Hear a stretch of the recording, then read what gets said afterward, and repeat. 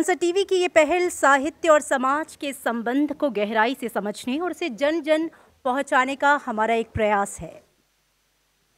और इसी के साथ इस सत्र में हमारे साथ बेहद खास पैनलिस्ट होंगे, साहित्य और समाज के गहन जानकार जिनकी लेखनी और विचारों ने समाज को एक नई दृष्टि दी है। मैं विनम्रता पूर्वक उन्हें मंच पर आमंत्रित करना चाहूंगी। श्री अविनाश कुमार, समकालीन साहित्य के ज्ञाता और प्रतिष्ठित पुस्तक सहज गीता के लेखक, ससम्मान आमंत्रित करना चाहूंगी आपको मंच पर। श्रीमती ममता कालिया, नारीवाद और समाज की प्रखर आवाज। श्री गजेंद्र सोलंकी, जनकवि जिनकी रचनाएं समाज की धड़कन हैं। श्री राजित पुन्हानी, संसद टीवी के CEO और साहित्य को जन जन तक पहुंचाने वाले प्रेरक। परिचय एक वीडियो के माध्यम से।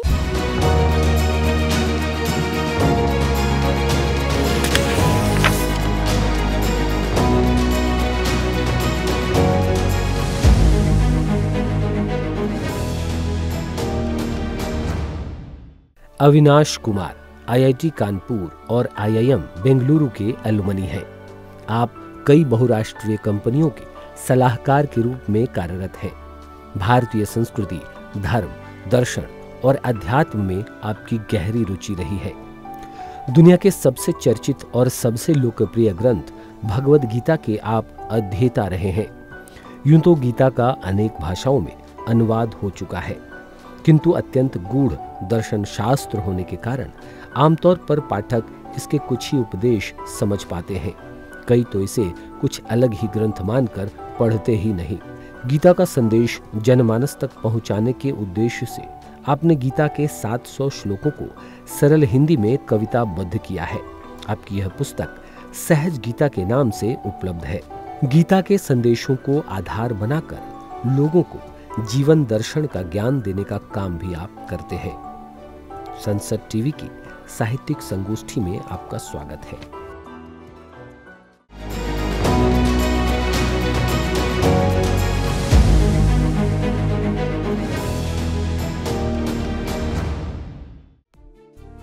ममता कालिया हिंदी लेखन जगत की एक सशक्त हस्ताक्षर हैं। अंग्रेजी साहित्य में स्नातकोत्तर के बाद आपने हिंदी भाषा को अपनी अभिव्यक्ति का माध्यम बनाया।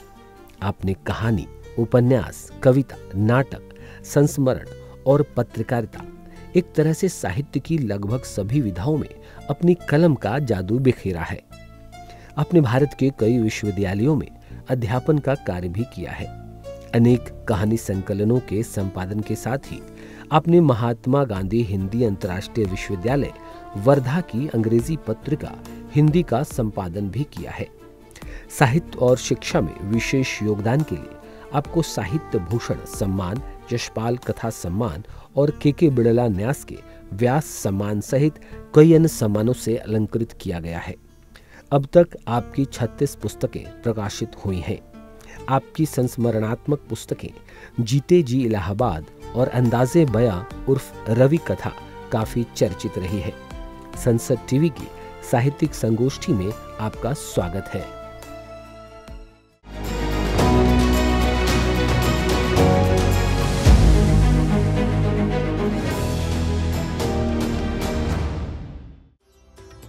गजेंद्र सोलंकी विश्व प्रसिद्ध कवि हैं। मां सरस्वती का आपको वरदान प्राप्त है। जब आप अपनी कविता का लयबद्ध गायन करते हैं, दर्शक मंत्रमुग्ध हुए बिना नहीं रह पाते। गीत, गजल, दोहे, छंद सभी विधाओं में आपने अपना काव्य कौशल दिखाया है। आपकी प्रतिभा सिर्फ कविता तक ही सीमित नहीं है। चित्रकारी के माध्यम से भी आपने अपने भावों को अभिव्यक्ति दी है। आप क्रिकेट कोच रह चुके हैं और एक प्रेरक वक्ता भी हैं। योग भी आपके जीवन का अभिन्न हिस्सा रहा है। संसद टीवी की साहित्यिक संगोष्ठी में आपका स्वागत है।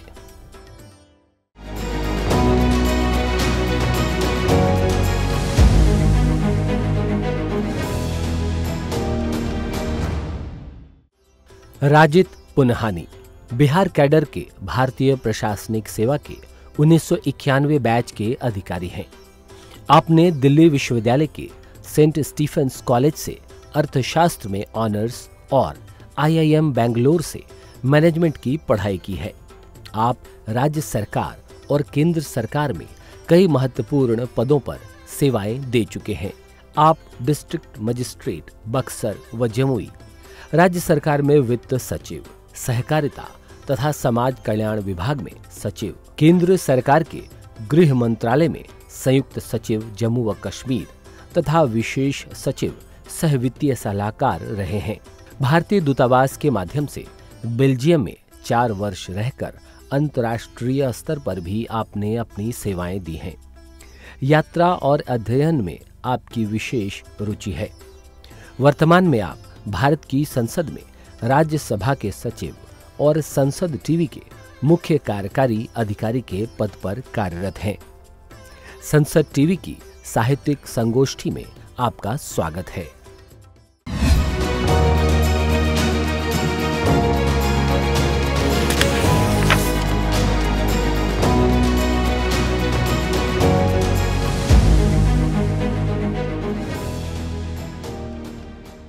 और इस सोचपूर्ण व्यक्तित्व परिचय के बाद हम बढ़ेंगे अपने आखिरी और अगले सत्र की ओर। साहित्य कितनी खूबसूरती से समाज को पिरोता है, ये देखेंगे, सुनेंगे, समझेंगे हम इस सत्र में। इस सत्र का संचालन करेंगे श्री श्याम किशोर सहाय, संसद टीवी के एडिटर, जो कि न केवल एक प्रखर पत्रकार हैं बल्कि साहित्य प्रेमी भी हैं। श्याम जी, मंच आपके हवाले। बहुत बहुत धन्यवाद अमृता। मॉडरेटर होने के नाते मैं एक बार फिर से अभी इस सत्र के सभी पैनलिस्टों का बहुत बहुत स्वागत करता हूं। और साहित्यिक संगोष्ठी अलग अलग सत्रों से आते हुए ऐसा कह सकते हैं कि मूल साहित्य पर हम आकर अभी टिके हैं। तो साहित्य एक सृजन कर्म है और लोकतंत्र एक व्यवहार, एक भाव। और संसद भवन के परिसर में बैठकर हम इस दोनों के अंतर संबंधों की चर्चा करेंगे। भारत की भूमि है और कहते हैं भारत जो ज्ञान के प्रकाश की साधना में रत वो भूमि है। और भारत भूमि का एक सबसे बड़ा अवदान, सबसे बड़ा उपहार अगर मानव सभ्यता को माने तो वो धर्म का एक तत्व है। इसकी कई व्याख्याएं होती हैं, लेकिन शास्त्रकारों ने इसे बड़ा सूत्रबद्ध किया है, कंसेप्चुअलाइज किया है और उसे कहा कि 10 ऐसे लक्षण हैं जो अगर किसी में है तो वो एक धार्मिक व्यक्ति हम कह सकते हैं। जो वो श्लोक आता है, धृतिक, क्षमा, दया, तप, शुचिता, अंदर बाहर की शुद्धता, धी विद्या, सत्यम, अक्रोधो, दशकम धर्म लक्षणम। तो ये सारे जो एलिमेंट्स हैं, फीचर्स हैं, ये किसी में है तो उसे हम एक धार्मिक व्यक्ति कहते हैं। धर्म की अलग परिभाषाओं से बिल्कुल अलग। लेकिन मेरा मानना है कि ये सारे तत्व विकसित करने के लिए जो एक संवेदना का तत्व है वो तो साहित्य ही पैदा करता है। साहित्य का मूल कर्म अगर माने तो एक व्यक्ति के अंदर संवेदना के स्तर को गहरा करना है। वेद हो, उपनिषद हो, पुराण हो, महाभारत, रामायण हो, गीता हो, गीता मनीषी हमारे साथ हैं। फिर तमाम साहित्यकारों की लंबी श्रृंखला है, बंकिम चंद्र हो, रविन्द्रनाथ हो, मुंशी प्रेमचंद हो, शिवानी, यज्ञ, यशपाल, मुक्तिबोध और बड़ी लंबी श्रृंखला है। इन सभी ने जो साहित्य रचा उस साहित्य ने हमें संवेदनशील किया है। विश्व के साहित्य ने भी, आज के आधुनिक साहित्य ने भी हमें एक हर समस्या को सुलझाने की एक नई दृष्टि दी है। इस आलोक में इस चर्चा को हम आगे बढ़ाएंगे। हमारा सौभाग्य है कि स्वनामधन्य और ऐसे प्रखर और अपने अपने क्षेत्र के बड़े प्रतिष्ठित नाम आज हमारे साथ मंच पर जुड़े हैं। ममता जी, आपका मतलब एक लंबा कालखंड, जितना सोचना भी मुश्किल है उतना आपने लंबी यात्रा साहित्य की। मैं पूछना चाहूँगा इस मकाम पर, इस पड़ाव पर कि साहित्य ने आपको क्या दिया? जब इस विश्व के इतने बड़े फलक में जहाँ तरह तरह की ज्ञान के स्रोत हैं, वहाँ साहित्य की स्थिति सबसे अलग और सबसे विलक्षण है। क्योंकि जैसा आपने अभी बताया कि हमारे पास प्राचीन साहित्य का बहुत बड़ा भंडार है। जब भी कभी हम लिखने बैठते हैं या जब हम साहित्य के अध्येता बनते हैं तो हमारे सामने इतने सारे और ग्रंथ हैं कि अगर उनको हम पढ़ना शुरू करें तो हम केवल पाठक बनेंगे, लेखक नहीं बन पाएंगे। तब पढ़ते ही रह जाएंगे, मुग्ध होते रह जाएंगे या दग्ध होते रह जाएंगे, क्योंकि हमारे यहाँ क्या क्या लिखा गया है। लेकिन साथ ही साथ हमें ये सोचना चाहिए कि साहित्य में केवल पुरानी थाती ही काम नहीं आती है। आपको जो वर्तमान समय है, जो समकालीनता जिसे हम कहते हैं, वो बहुत महत्वपूर्ण है, वो काम आती है लिखने के। वो सब जो हमारी पीठ पर है उसमें कुछ तो केवल बोझ है और कुछ जो है वो अमानत है। तो हम जब समकालीनता की बात करते हैं, साहित्य की बात करते हैं, तो हमारे सामने अचानक दो प्रकार का साहित्य आ जाता है। एक तो वो आता है कि जो आप ट्रेन में, प्लेन में, कहीं भी 2 क्लासों के अंतराल में पढ़ते हैं और उसके ऊपर बुकमार्क लगाकर किसी भी समय छोड़ सकते हैं उसको। एक तो इस तरह का साहित्य आपके सामने आता है, और दूसरा आपके सामने ऐसा साहित्य आता है जिसे आप डूब कर पढ़ते हैं, जिसे आप पढ़ते हैं और अंदर ही अंदर परिवर्तित होते चले जाते हैं। अब इसके पूर्व के सेशन में भी टैगोर का नाम आया हमारे सामने, यहाँ तक कि महात्मा गांधी की आप किताबें पढ़िए, सत्य के प्रयोग, तो उसको भी आपको लगता है कि आप साहित्य पढ़ रहे हैं। तो हमारे पास ये है कि समकालीनता जो है वो मेरे लिए तो कम से कम 2 शताब्दियों के बीच में फंसा हुआ समय है। मैं इस 2 शताब्दियों के बीच रह रही हूँ। मैंने 20वीं शताब्दी के भी 4 दशक देख लिए, 6 दशक देख लिए, और मैं इस शताब्दी के में 2 दशक देख चुकी हूँ, जो काफ़ी होते हैं दोनों शताब्दियों के सामर्थ्य और संकट को पहचानने के लिए। तो मैं ये मानती हूँ कि मुझे बड़ा समृद्ध महसूस होता है कि मैं साहित्य से जुड़ी हुई हूँ, कि साहित्य मैंने पढ़ा ज़्यादा है, लिखा कम है, और जो मैंने पढ़ा है उसमें ये कहूँगी मैं कि काफ़ी कुछ ऐसा है जिसे हम बचा लेना चाहेंगे। अगर कहीं कोई संकट होता है, अगर कहीं बाढ़ आती है, कहीं आग लगती है, सबसे पहले हम क्या बचाएंगे? ठीक है, अपनी जान तो बचाएंगे ही बचाएंगे, सबसे पहले हम अपना साहित्य बचाएंगे,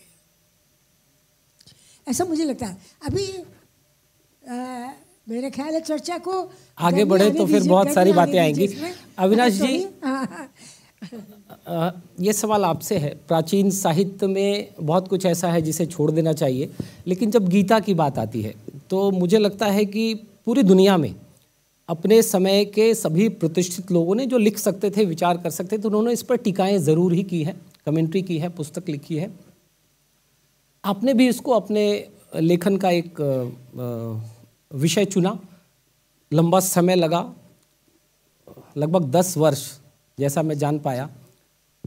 तो पूछा जा सकता है कि ये इसकी आवश्यकता क्यों पड़ी? पहले से बहुत सारी कमेंट्री उपलब्ध है, और ये अलग किस रूप में है? गीता ने तो मेरे को शुरू से ही आकर्षित किया था और प्रभावित किया था, पर जितनी वर्जन्स में, जिस फॉर्मेट में गीता उपलब्ध थी, मेरा अपना एक्सपीरियंस है और जितना मैं अब जुड़ रहा हूँ लोगों के साथ, वो इसको वैलिडेट करता है कि ज़्यादातर लोग जो हैं गीता पढ़ते पढ़ते सो जाते हैं, और it's a challenge to go pass 2nd और 3rd अध्याय।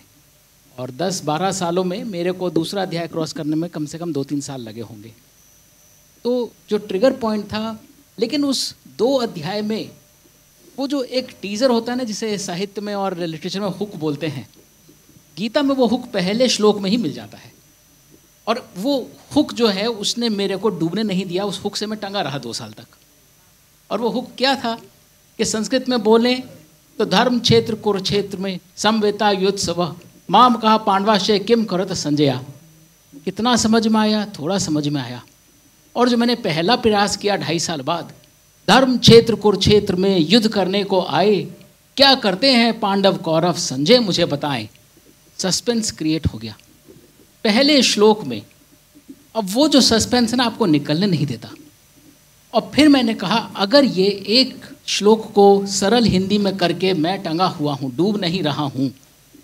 तो सोचो अगर पूरी गीता को एक सरल भाषा में मैं प्रयास करूँ, निकाल सकूँ, तो मेरा खुद का कितना उद्धार होगा। पहले तो वो सेल्फिश रीज़न था, और फिर ये कन्विक्शन सेट होता गया कि हम बात कर रहे हैं साहित्य समाज का दर्पण होता है, और दर्पण ही नहीं उसकी नींव होता है।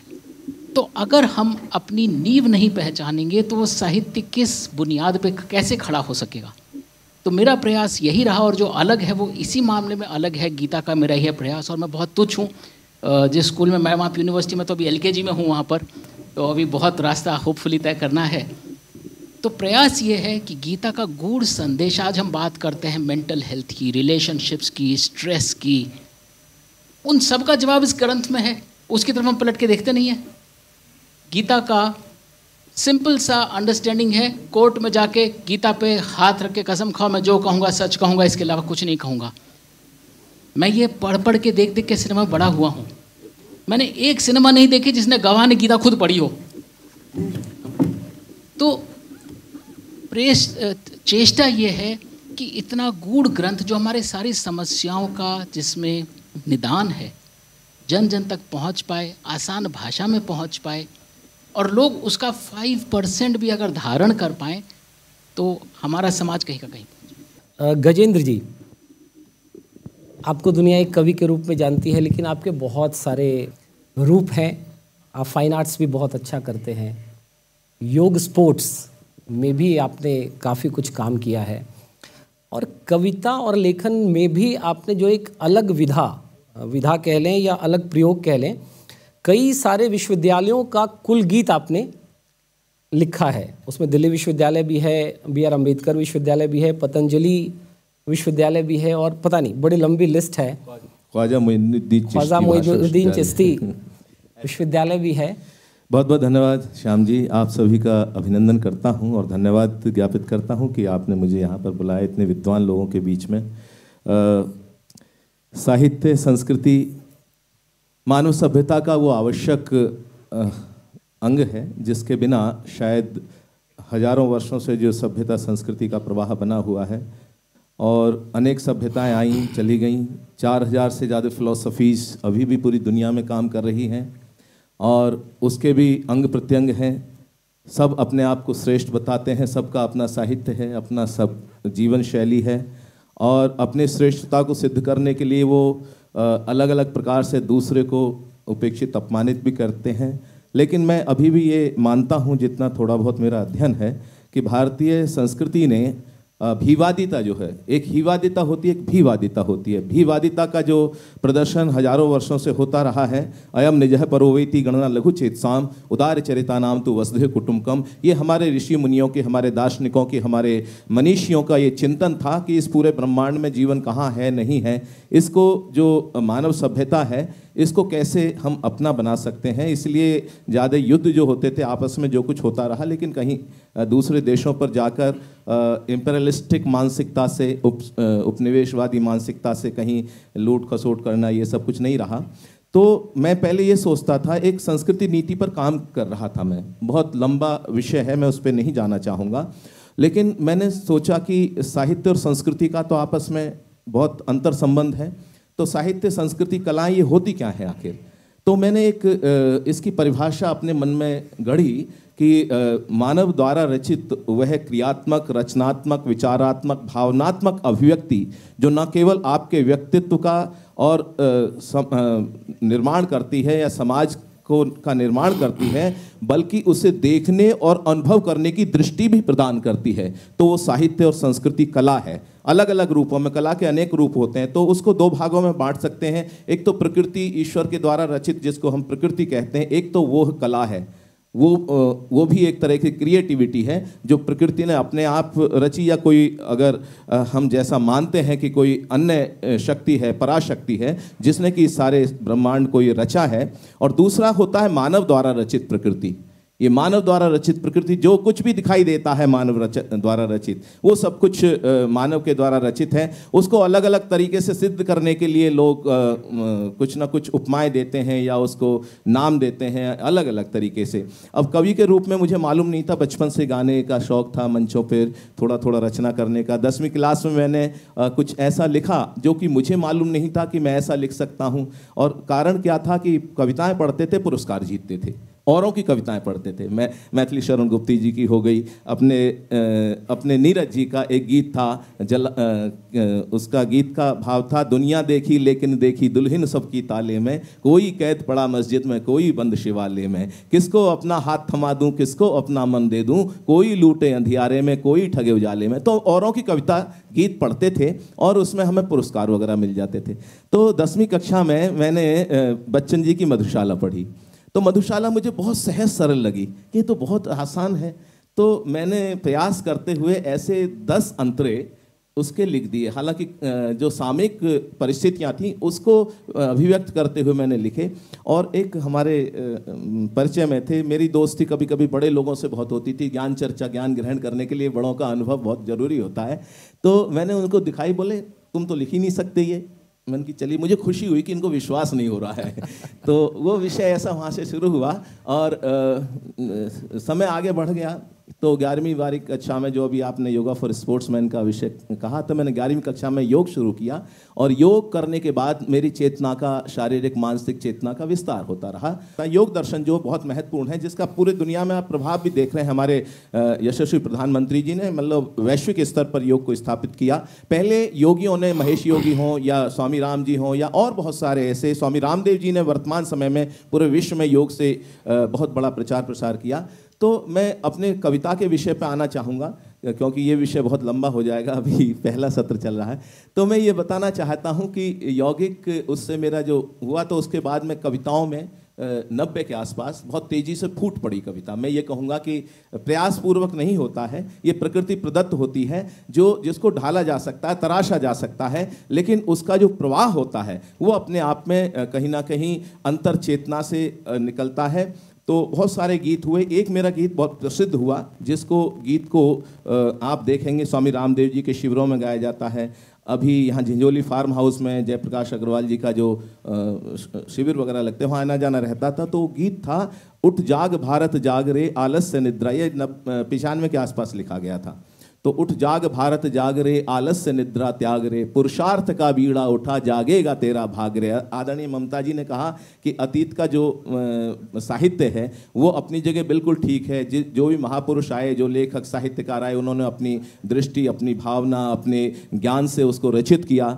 लेकिन मेरा उस समय, मैं स्पष्ट रूप से स्वीकार करता हूँ कि औरों की क्रिएटिविटी पढ़ पढ़ के मैंने देखा, कल्याण पढ़ता था, अखंड ज्योति पढ़ता था और ऐसे जो साहित्य थे पढ़ता था, लेकिन मेरी अंतर चेतना ये कहती थी कि तुझे खुद कुछ सृजन करना है। वो मुझे कहीं ना कहीं राह प्रशस्त करता था।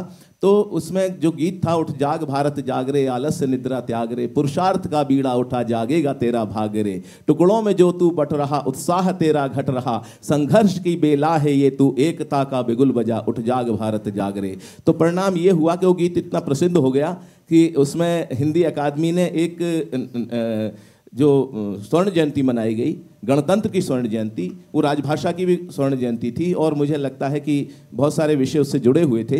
तो उन्होंने एक पुस्तिका निकाली, स्वर्ण जयंती गीत गुंजन या राष्ट्रीय गीत गुंजन नाम से। उसमें 100-125 वर्षों के जो प्रमुख रचनाकार थे, जिनमें सभी रचनाकार आ जाते हैं, जयशंकर प्रसाद जी से सुमित्रानंद जी से, अटल जी की कविताएँ हैं और बाकी जिनका भी नाम लेंगे जो गीत कवि रहे हैं, उनकी सबकी कविताएं और गीत उसमें संकलित किए गए थे। तो उसमें मेरे लिए सौभाग्य की बात है, मुझे पता भी नहीं था। उन्होंने फ़ोन करके वो मुझे जब ड्राफ्ट मंगाया उसका, तब मैंने वो भेज दिया उनको, 10 बंद थे उसमें। तो उसमें वो रखा गया गीत। तो उससे मुझे लगता है एक आधार मिला मेरी सृजनशीलता को। और बाकी फिलोसफीज़ की बात तो मैं बाद में दूसरे सत्र में करूँगा, लेकिन एक बात कहना चाहता हूँ। मैंने एक मुक्तक कहा था, मैं तरन्नुम में पढ़ देता हूँ जी, कि कभी सागर की गहराई में जाने की तमन्ना है, कभी आकाश के तारों को पाने की तमन्ना है। अभी वो सीख ना पाया ज़मीं पे चैन से रहना, अभी हम सीख ना पाए ज़मीं पे चैन से रहना। सुना है चांद पे भी घर बनाने की तमन्ना है, सुना है चांद पे भी घर।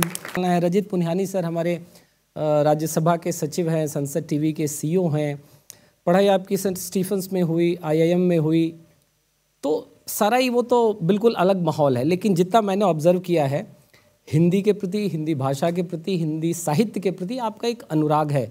हस्ताक्षर आपके हमने हिंदी में देखे हैं। सर आपका हिंदी साहित्य से अक्सर जब चर्चा होती है तो कुछ ना कुछ बात होती है। मुंशी प्रेमचंद का जिक्र आप हमेशा करते हैं।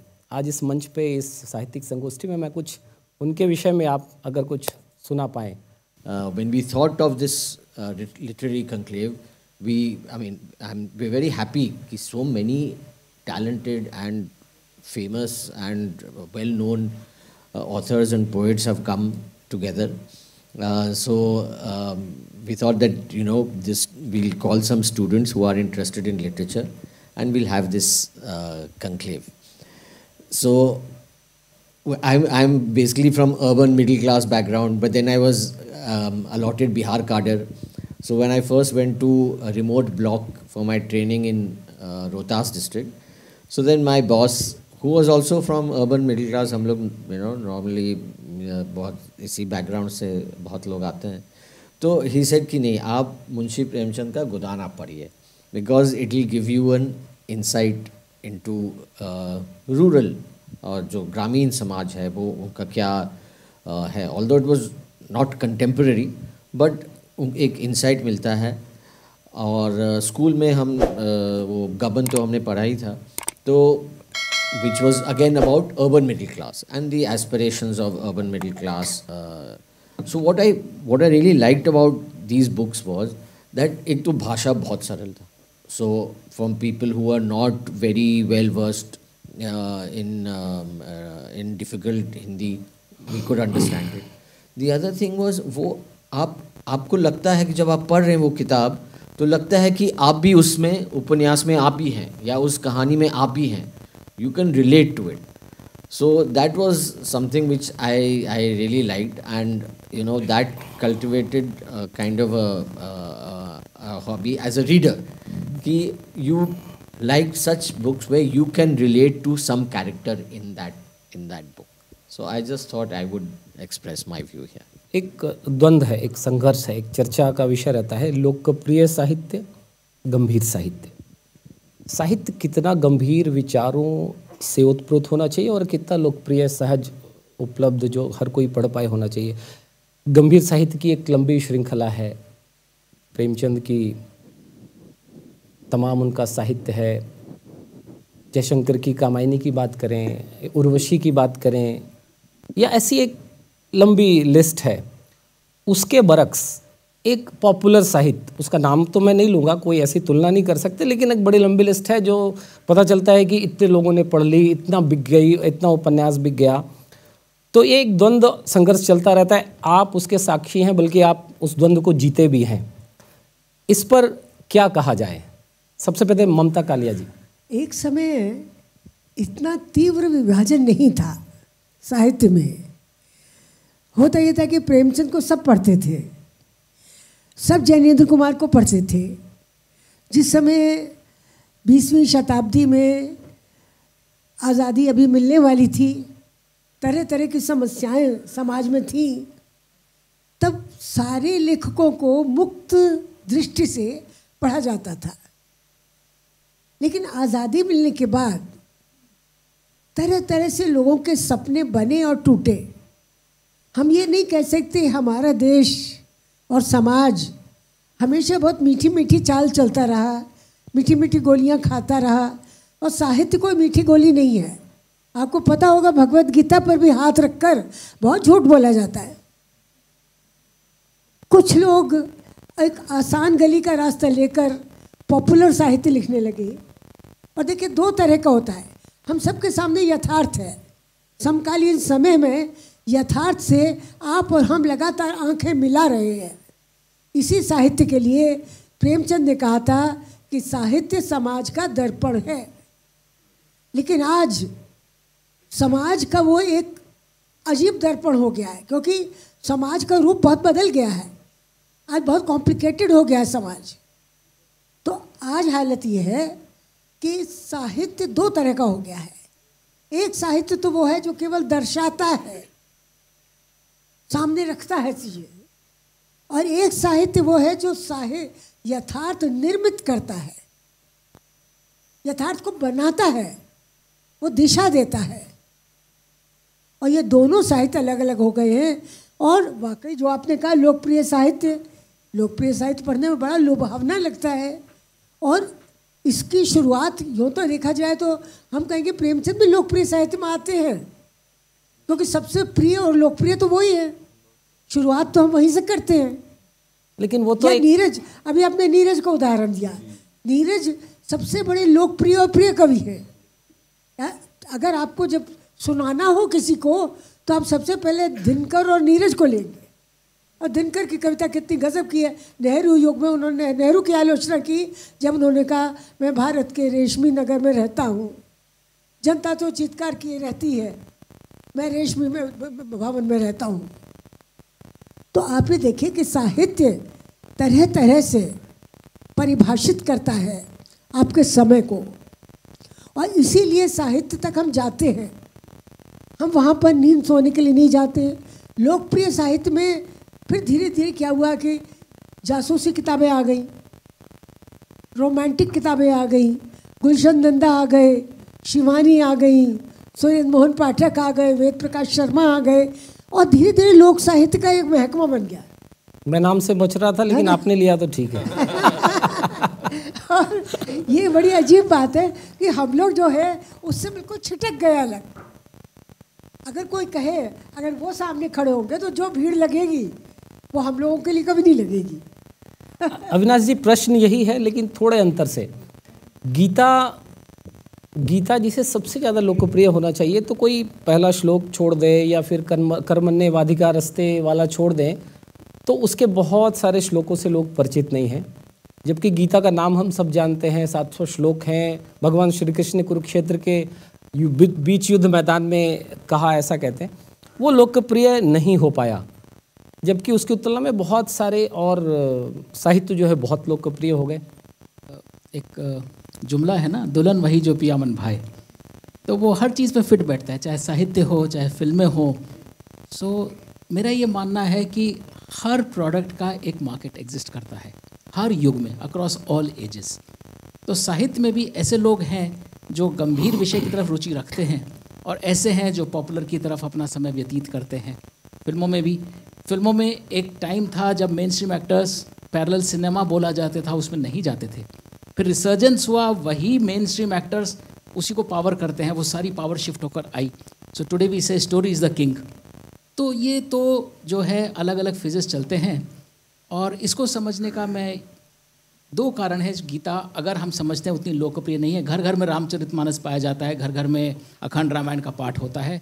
मेरे अपनी इतनी जीवनी में मैंने अपने घर में कभी गीता का पाठ होते नहीं देखा, और मोहल्लों में नहीं होते देखा। तो उसका एक कारण यह है, सिर्फ गीता की अगर बात करें तो गीता आपको आईना दिखाती है। गीता आपसे एक्सपेक्ट करती है आप कैसे आपका जीवन होना चाहिए। रामचरितमानस आपको आईना नहीं दिखाता, रामचरितमानस आपको एक आइडियल देता है, और आपको एक कहीं ना कहीं एक एलिबाई देता है। इनको आप पूछ सकते हो, ये भगवान है, इनका जीवन ऐसा रहा। तो हम कहीं ना कहीं अपने आप को उससे बचा लेते हैं कि मुझे तो बनना ही नहीं है, वो तो रामचंद्र जी हैं, वो कर सकते हैं ऐसा, मैं थोड़ी 14 साल जंगल में। तो हमको एक इष्ट मिल जाता है, अपने सारे दुख दर्द वही तारेगा हमें। और गीता कहती है इष्ट भी तुम हो, ईश्वर भी तुम हो, प्रॉब्लम भी तुम हो, सल्यूशन भी तुम हो। उसमें बहुत मेहनत लगती है। पहली मेहनत तो गीता को पढ़ने में लगती है, फिर समझने में लगती है, फिर धारण करने में लगती है, यदि आपका जीवन उसमें समाप्त ना हो गया तो। पिछले महीने हम बात कर रहे थे तो मैंने कहा अमेज़न पे वो दिखा रहा है कि आउट ऑफ स्टॉक है। बोले नहीं, वो अमेज़न वाले ऐसे ही करते हैं, थोड़े टाइम बाद उसको बोल देते हैं एंड वो नहीं होती। बोले बहुत सुखद आश्चर्य होगा अगर वाकई आउट ऑफ स्टॉक होगी। और फिर मैंने फिर ऑर्डर प्लेस किया और फिर वहाँ हेल्प से बोले सर यहाँ किताब नहीं है, अपने पब्लिशर को बोलिए भिजवाएं। तो मेरे पब्लिशर को मैंने दोबारा कॉल नहीं किया है, बट फैक्ट रिमेंस कि उसमें भी बहुत लोगों की रुचि है। गीता का एक समय होता है जब वो लोगों को अपनी तरफ आकर्षित करती है और लोग पढ़ते हैं। जी, अच्छी बात है। गजेंद्र जी, प्रश्न यही है, एक इसमें थोड़ा सा ऐड ऑन करेंगे। साहित्य लेखन में एक प्रामाणिकता का संकट भी इन दिनों देखा जा रहा है, पहले भी रहा होगा, इतना नहीं था। और वो लोकप्रिय होने के चक्कर में प्रामाणिकता कहीं पीछे जा रही है। सोशल मीडिया का भी एक बड़ा उसमें योगदान है। आपकी प्रतिक्रिया? बहुत सही कहा आपने। देखिए, एक तो दो तीन विषयों को मैं एक साथ लूँगा कि एक तो पूरे विश्व में आदि से अब तक और भविष्य में भी केवल शक्ति का सिद्धांत काम करता है। और शक्ति जो है, राजनीतिक शक्ति बहुत सारी चीज़ों का निर्धारण करती है। अभी मध्यकालीन उसमें हमने देखा कि किस तरीके से हमारे अष्टचाप के कवि हों, धर्म का एक, भक्ति का एक ऐसा युग आया जिसने कि महाकवि तुलसीदास दिए, कबीर और सूरदास और इस तरीके के बहुत सारे नाम हैं। तो उस समय की जो परिस्थितियां थी, सामाजिक परिस्थितियां, राजनीतिक परिस्थितियां, वो समाज को एक तरीके से कहना चाहिए पांथिक साम्राज्यवाद का सामना कर रहा था हमारा भारत भी, और पूरे विश्व में ये चलता रहा है। जब शक्ति आती है किसी के पास भी, तो अपने आप को, अपने साहित्य को, संस्कृति को, अपने रीति रिवाज को, उसको स्थापित करने के लिए हर तरीके का कार्य करते हैं। ये हम देखते हैं, भारत ने बहुत ज़्यादा देखा भुगता है, क्योंकि हम सहिष्णु रहे, हमको एग्जिस्टेंस में विश्वास रखते हैं, उसके कारण ये बहुत सारा विषय रहा। तो जो आप, तो ये बहुत सारे उस समय मौलिकता थी। अब आज के समय में क्या है कि जो सोशल मीडिया है, जो लाइब्रेरी में हमारे बहुत बड़ा साहित्य रखा हुआ है, और उसको पढ़ने के लिए हमारे युवाओं के पास ना टाइम है। अगर आप पढ़ रहे हैं तो रिसर्च के लिए पढ़ेंगे या कोई कहीं से प्रसंग संदर्भ लेने के लिए पढ़ेंगे, और लाइब्रेरी में सारा कुछ सिमट के इस मोबाइल के अंदर आ गया है। और मोबाइल में ज्ञान का विस्फोट है, ज्ञान का ही नहीं, अज्ञान का भी विस्फोट है, दोनों पैरेलल चल रहे हैं, ये बात मान के चलिएगा। अज्ञान का ज़्यादा है क्योंकि उसको व्हाट्सएप यूनिवर्सिटी कहते हैं, और सोशल मीडिया पे अलग अलग तरीके से जरा किसी को छींक आई या कुछ भी फेसबुक पे डाल दिया, जरा मतलब कोई अपने जीवन को वो सार्वजनिक करने के लिए कुछ भी कर रहे हैं, उसका कोई मतलब नहीं है। और फिर क्या है कि मौलिकता और अमौलिकता में आप भेद नहीं कर सकते। सोशल मीडिया पे आप देखने तो जा रहे हैं, खुद रिक्रिएट कर रहा है, जैसे फिल्मों में होता है, एक प्रोड्यूसर होता है, एक डायरेक्टर होता है, एक संगीतकार होता है, एक स्क्रिप्ट राइटर होता है, और बहुत सारी चीज़ें हैं, और सामने आके हीरो जो है उसको प्रस्तुत कर रहा है अपने हिसाब से। तो यही हमारे बहुत सारे उसमें आ गई हैं चीज़ें। मैं और क्या कहूँ, मैं हिंदी कवि सम्मेलनों का मतलब व्यक्ति हूँ, 30 साल से हिंदी कवि सम्मेलनों में हूँ। मैं किसी की आलोचना ही नहीं कर रहा, एक विषय आया है तो मैं बताना चाहता हूँ। ऐसा बहुत कुछ आपकी जो कहना है या आपकी धारणा है, इसमें काफ़ी हद तक सच्चाई है कि बहुत आपको पता नहीं चलेगा कौन बड़े बड़े नाम हैं, किस तरीके से उन्होंने, कहाँ से क्या चल रहा है, और सामने प्रस्तुति देके और बड़े बड़े चल रहे हैं। तो ये विषय जो है बहुत ये महत्वपूर्ण है, और मुझे लगता है ये जो मौलिक प्रतिभाएं हैं उनके लिए बहुत संकट का समय है। जो मौलिकता जो जागे, हमारे एक नरेश सांडिली जी ने बहुत अच्छा दोहा लिखा कि जागे लाखों करवटें, भीगे अश्क हजार, तब जाकर हमने किए काले कागज चार। ममता जी, आपके साहित्य में आपने कई उपन्यास लिखे, उसमें से एक दो उपन्यास पर मैं चाहूँगा आपकी टिप्पणी। एक तो सपनों की होम डिलीवरी, और एक पुस्तक है आपकी कल्चर वल्चर। तो दोनों पे आपकी टिप्पणी, दोनों की कथा वस्तु और वो अद्भुत है।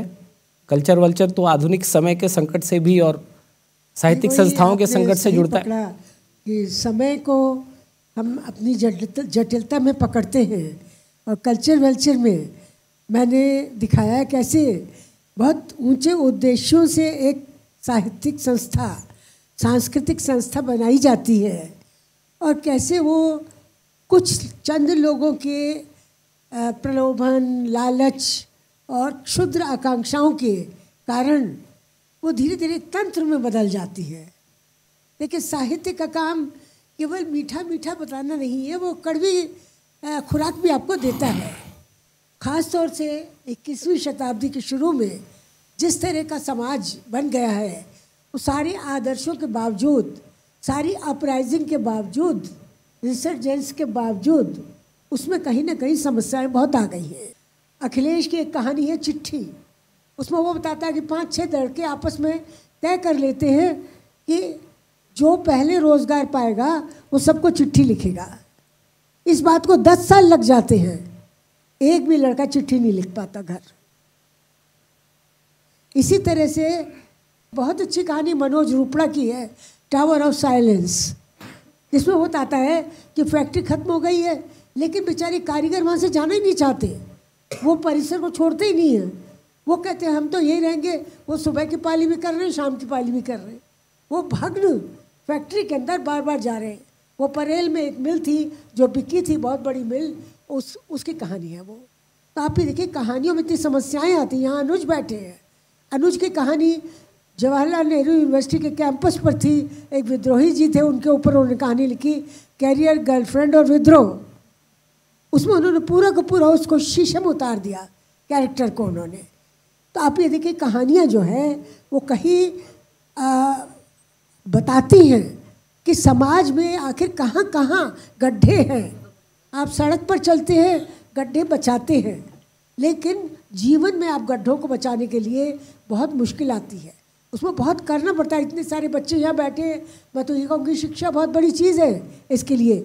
मेरी एक छोटी सी कविता इसी पर है, जैसे जैसे लड़की बड़ी होती है उसके सामने दीवार खड़ी होती है।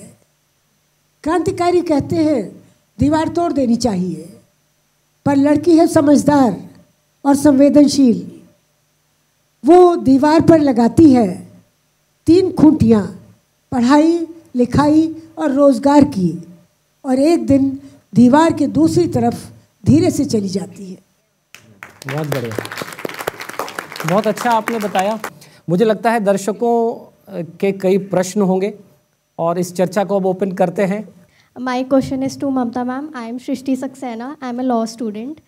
Firstly, ma'am, I am thankful for yours to be here, and I really love your work, whatever you have done. मेरा सवाल ये है आपसे कि आपने कहा कि औरतों के लिए दीवार खड़ी है, और अगर हम आज के समय में देखें औरतों को बहुत ज़्यादा दर्जा दिया जा रहा है, क्या साहित्य के दौर में भी दर्जा दिया जा रहा है? बहुत ज़्यादा बदलाव आया है। आज देखिए सबसे बड़ी चीज़ यही है कि साहित्य बहुत इनफॉर्मल हो गया है। अब वो ज़माने गए कि कहानी लिखने के लिए आप एक भूमिका बना रहे हैं, आप बैकग्राउंड पूरा दे रहे हैं, डिटेल पूरे दे रहे हैं, नहीं, उसकी ज़रूरत नहीं है। कहानी आप बीच में से भी शुरू कर सकते हैं, क्योंकि जैसा संकट है, संकट हमारे ऊपर कभी भी कहीं से भी आ जाता है। आपकी मेट्रो छूट गई, आपको कैब नहीं मिली, आपको घर पहुंचना है, कहानी कहीं से भी शुरू की जा सकती है। जैसी जैसी समस्याएं हैं, और आप देखिए दिक्कत क्या हो रही है कि जीवन इतना पेचीदा होता जा रहा है, उतना कहानी लिखना सरल होता जा रहा है, क्योंकि आपके पास इतने विषय हैं, आपके सामने इतनी विविधताएं हैं, इतने विकल्प हैं आपके सामने, और जीने के तरीके रोज़ मुश्किल हो रहे हैं। जब जीवन बहुत आसान था तब आदर्शवादी का साहित्य लिखते थे, तुलसीदास लिख के चले गए, समझे ना। जायसी ने इतनी बड़ी प्रेम कहानी पद्मावत में लिख दी, तो उस समय सूर ने केवल कृष्ण काव्य लिख दिया। वो लिखना आसान था, आज लिखना आसान है लेकिन जीवन मुश्किल है। Thank you. और कोई प्रश्न? हिंडोल सर जी जब बुक लिख रहे थे बीइंग हिंदू, तो उनको ये लिखने से रोका गया, और उनके मन में जो एक चीज़ थी कि इस विचारधारा पे 3 प्रधानमंत्री बने हैं, तो इस पे भी हमें चर्चा करने से भी रोका जा रहा है। तो मैं प्रश्न ये है कि जब उन्हें रोका गया होगा, या आप में से भी कई चीज़ों को लेकर के आपको भी कभी ऐसा हुआ होगा कि किसी चीज़ के लिए रोका गया होगा कि इसे मत लिखिए, मत पब्लिश कीजिए, इससे कई प्रकार के क्वेश्चन उठ सकते हैं, प्रॉब्लम हो सकती है। तो वही चीज़ हमें अगर ऐसा कुछ फेस करना पड़ता है तो हमें किस प्रकार से इसको लेना चाहिए सर? बिल्कुल, निश्चित रूप से इसको अलग करके नहीं देखा जा सकता। जो राजनीतिक पगडंडियां हैं समाज के अंदर से ही होकर निकलती हैं, और समाज में साहित्य का भी हर प्रकार का कहीं ना कहीं आपको वो मिलेगा। तो जो हीवादिता और भीवादिता मैंने कही है, तो भारतीय उसमें ये कहते हैं हम भी ठीक हो सकते हैं, तुम भी ठीक हो सकते हो, चलो आओ साथ मिलके चलते हैं। इसलिए अनेक जाति पंथ संप्रदाय भाषा भाषी क्षेत्र के लोग हजारों वर्षों से साथ रह रहे हैं। लेकिन कुछ ऐसी आइडियोलॉजीज हैं जो कि उसको स्वीकार नहीं करती हैं, तो वो साहित्य सृजन में भी उसको स्वीकार नहीं करेंगे, निश्चित रूप से ये बात है। और जो शक्तिशाली होगा, पहले जो था अलग प्रकार की शक्ति का सिद्धांत था, बाहुबल, तलवार और ये सब कुछ। धीरे धीरे आज लोकतांत्रिक व्यवस्था है, लोकतंत्र में भी कहीं ना कहीं कुछ ऐसे विषय आ जाते हैं, क्योंकि जो कंडीशन है, मतलब अलग आइडियोलॉजी से दूसरी आइडियोलॉजी को स्वीकार नहीं करते हैं, दूसरी भावनाओं को लोग की स्वीकार नहीं करते हैं, तो वही रोकते हैं। बाकी चीज़ें चल रही हैं। अविनाश सर, आपने सहज गीता लिखी, मेरी रुचि भी आजकल बढ़ रही है गीता में। जो जीवन की आपाधापी है, मुश्किलें हैं, शायद उसका समाधान उसमें है। और उसमें लिखा भी है कि गीता सर्वशास्त्र शिरोमणि है और ये चिर नूतन है। आपने कितना चिर नूतन जो इसको पाया और आपको कितनी समस्याओं का समाधान मिला? अगर मैं अपनी बात करूं तो शायद गीता पढ़ने से पहले भी समस्याएं शायद थी ही नहीं। तो गीता ने इफ एट ऑल पर्सन तो मुझे वैलिडेट किया है कि हाँ, समस्या इधर होती है जब हम उसे समस्या बनाते हैं।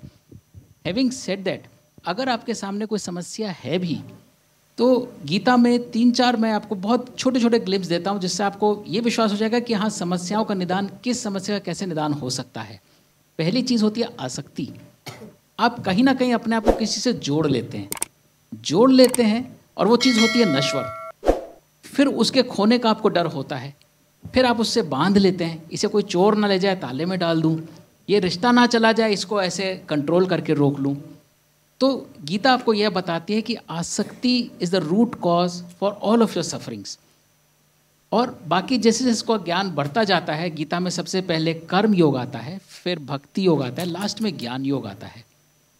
कर्म योग में गीता आपको बोलती है आपके कर्म कैसे होने चाहिए। आप एक बार वो अगर एक सिनॉप्सिस कहीं भी गूगल करके भी पढ़ लें, व्हाट इज़ कर्म योग, अगर आप जरा सा समझ लें, आपको पता चल जाएगा क्या काम करना चाहिए, क्या नहीं करना चाहिए। मैनेजमेंट में भी सबसे पहले आता है डू एज डायरेक्टेड। तो ज़्यादा दिमाग मत लगाओ, जो कहा जा रहा है वो करो। और कृष्ण पहले अर्जुन को यही कहते, भाई तू लड़ ले, पर वो दिमाग लगा रहा था। तो सेकंड है, अच्छा भाई तो अभी भी क्वेश्चन पूछ रहा है, लाइक आप मेरे से सवाल पूछ रहे हैं, अर्जुन का क्वेश्चन चालू थे, तो बोले चल मैं तेरे को भक्ति बताता हूँ। तो फिर उन्होंने अपना विस्तार बताया कि तू होता कौन है, प्रश्न पूछने वाला भी। तो कहीं ना कहीं भक्ति में ये पुश करती है गीता। ये थोड़ा आपके क्वेश्चन को भी एड्रेस करेगा, चैलेंज को भी, कि ये समस्या पैदा करने वाला मैं हूँ कौन, मुझे तो इतना अधिकार भी नहीं मैं समस्या पैदा कर सकूँ। तो पहले फेथ रखो, उस फेथ से वो समस्या दिखनी बंद हो जाएगी। तो कर्म से आए भक्ति पे, और भक्ति के बाद लास्ट उन्होंने गुर दिया कृष्ण ने अर्जुन को, सेल्फ सर्विस। आप देखते हो ना, हर चीज़ में अब सर्विस प्रोवाइडर आपका आंसर नहीं देता, वो आपको कॉल पर डाल देता है, press 1 for this, 2 for this, 3 for this, आपके समझ में नहीं, आप घूमते रह जाएंगे, बट सॉल्यूशन आपको खुद ही निकालना है। वो कहीं ना कहीं गीता से ही प्रेरित हुआ होगा। तो कृष्ण ने लास्ट में अर्जुन को बोला यथेच्छसि तथा करो, सारा ज्ञान दे दिया, आप भाई जो करना है तू खुद कर ले। तो ज्ञान इज द सेल्फ सर्विस। तो गीता पढ़ के आप जो थोड़ी बहुत भी समस्याएं हैं, ये तो नहीं कहूँगा जीरो थी, लेकिन हाँ टू बी ऑनेस्ट, जो थोड़ी बहुत भी समस्या जो लगती थी समस्या हैं, वन फाइंड्स कि ये मेरे को ही सॉल्व करनी है, और ये धारण करके जो उनके नगेट्स हैं, और बहुत नगेट्स से छितरे पड़े हैं, तो जैसे जैसे उसको सीखेंगे वैसे वैसे वो प्रॉब्लम्स गायब होती चली जाती। मुझे लगता है प्रश्न कई हो सकते हैं, यह चर्चा बहुत लंबी चल सकती है, लेकिन समय की एक सीमा है। इस चर्चा को हमें यही विराम देना होगा। हमारे सभी पैनलिस्टों का बहुत बहुत धन्यवाद, बहुत बहुत आभार।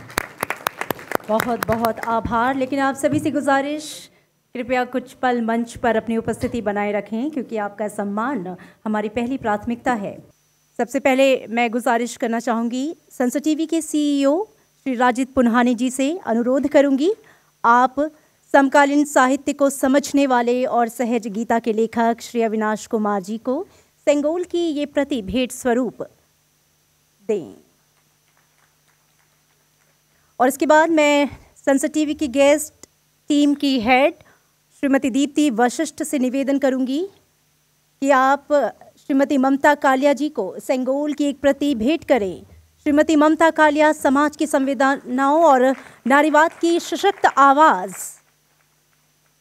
जनकवि जिनकी कविताएं समाज की भावनाओं को गहराई से व्यक्त करती हैं, प्रकट करती हैं, श्री गजेंद्र सोलंकी जी हमारे साथ हैं। और मैं निवेदन करना चाहूँगी संसद टीवी के चीफ टेक्निकल ऑफिसर पालीवाल जी से, आप श्री गजेंद्र सोलंकी जी को सेंगोल भेंट करें।